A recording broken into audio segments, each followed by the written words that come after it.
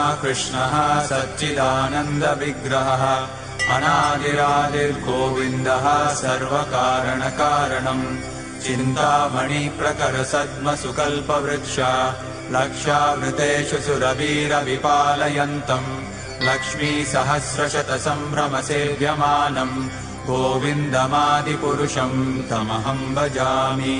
वेणुम् क्वणन्तमरविन्ददलायताक्षम् बर्हावतं समसिताम्बुदसुन्दराङ्गम् कन्दर्पकोटिकमनीयविशेषशोभम् गोविन्दमादिपुरुषम् तमहम् भजामि।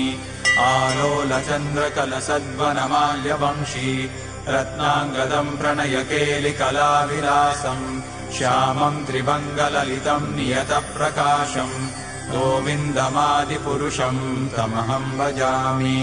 अङ्गानि यस्य सकलेन्द्रियवृत्तिमन्ति पश्यन्ति पान्ति कलयन्ति चिरम् जगन्